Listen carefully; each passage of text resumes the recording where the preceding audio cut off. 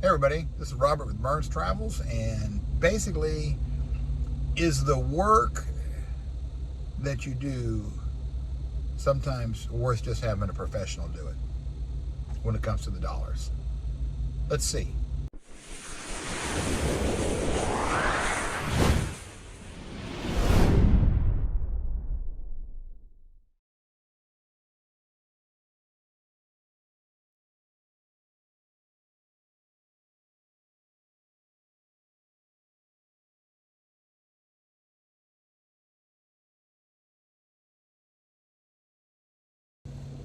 All right.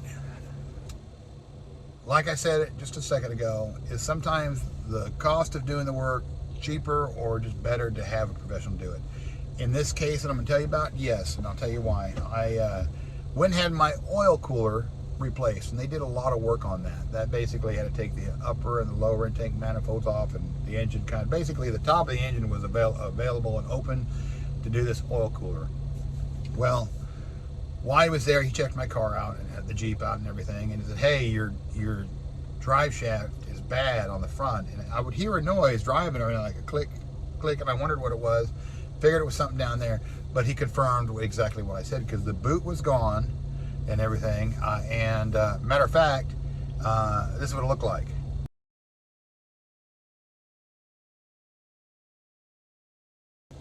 So as you can see in that photo, the rubber bushing, rubber boot was gone. All the grease is out of there, so it's metal to metal, and it needed to be replaced.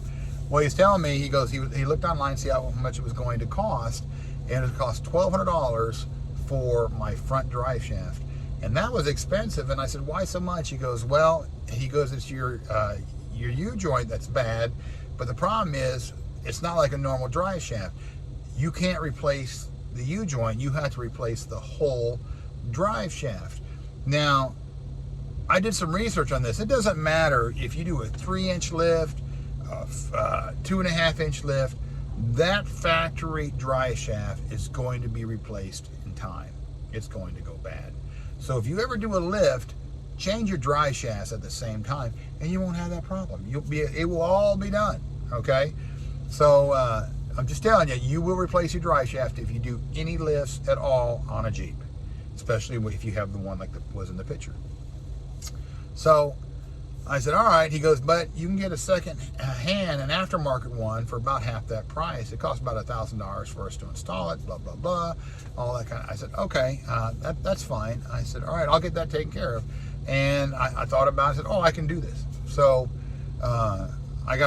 one day I went out, ordered the drive shafts. I went online before I ordered and looked for the top custom drive shafts out there. What came up was Adams and Tom Woods, and I watched videos on Tom Woods using the YouTube to see exactly what they are, what people thought of them, so on and so forth, just like what you're doing here right now. And they both had good and bads were about the same, but they were all good, okay, pretty much. What I didn't like about it is the design of the Adams. I like the Tom Woods design better. It's just an opinion. It doesn't mean Adams is bad. It's just an opinion for me was I want the Tom Woods. So that's the one I ordered, which was about $1,200 after taxes. But it wasn't for one. I bought both, front and rear. My front OEM version was $1,200, but I got the front and the rear for $1,200, and I figured if I'm gonna replace one that's bad, the rear is probably gonna go bad soon, so let's just do them both at the same time, because the cost of doing it is going to be cheaper instead of twice as much next time. If I did one, I had some of the tools, but then 6 months, a year, 2 years later, I got to do it again. It's just, no, I want to get them done. That's just how I am. If one's bad, I'm gonna replace it. So that's what I did. So I spent a day trying to get all the tools I need, the rental tools for it, the nuts, the bolts, the Loctite, all these things, the sockets, because I didn't have it, because I live in a Class A RV. I don't have a house anymore. I got rid of so many tools. A lot of those tools that I needed, I had, and I got it all done. I got everything I needed, and so I thought, and I get the Jeep all ready to go. I'm getting underneath there, and I start taking the drive shaft, front one, loosen it up, and going to turn. I said, oh, it won't turn. I got to put it in neutral. That's right. So I put it in neutral, the gearbox, and the transmission. I said, all right, and I get down there, and I'm like, it won't turn. Why won't this thing turn? There's something that I'm missing here, and I know what it is. I just can't think of it right now because it was hot. It was like 100 degrees that day. Humidity was like 90%. It was terrible. I don't even know why I was trying to work on it that day. And I'm in a tight spot, you know, not very much room under a Jeep that has a 3-inch lift. And I'm laying there and going, why? What is not working? There is something I'm doing wrong. It wasn't I wasn't doing wrong. The tires had to be off the ground. So I was like, holy cow, I got to have the tires off the ground. So then I looked, and I already spent about $350, okay, on rental tools, parts, and all that kind of stuff. Because your automotive stores right now, because of the big C, everything is marked up 30 to 70%, depending on what it is. You're paying outrageous prices on things through all the automotive stores. It's ridiculous. But so I went around looking for jack stands. I needed 2 sets. I needed 2 sets of 2, which are about $70 a piece. I'm at $150 now. I'm at $500 just in parts, rental tools, and stuff. Jack stands, I'm probably only going to use once, maybe a couple times in my life, but I'm not going to use 4 of them. I could use 2, but I said, no, I'm not going to do that. I'm just not going to do this. I'm going to pay somebody to do it. See, I know my limits, what I can do. I could have done it, but spending all that money to have that stuff that I'm either going to have to give away, because I don't have space for it in an RV. Like the jack stands, what am I going to do with those? 4 of them. I can't keep them in my RV. It's not going to happen. So I just wasn't going to do it. So I took it to Wells Automotive here in Nacogdoches, where I'm at right now. And they do good work, and they're fair. And they're a 3-generational automotive place. And it's just not one guy. He has a crew of guys. And at Big Shop, man, they work on everything. They work from buses, diesels, big trucks, little trucks, excuse me, cars, whatever. They work on everything. Sorry about that. So they're fair, and I've had other stuff done with them. Like they did my oil cooler. They did the rear bearings on my daughter's car, which was a reasonable price and fair. So that's the only place I take them when I'm here, because they do good work. And it's always good to have a place that you know you can take your car and they're not going to rip you off or lie to you. He's very fair about that stuff. And they should be. It's 3rd-generational automotive, been around since, God, for a long time, since the 60s. So about, over 60 years.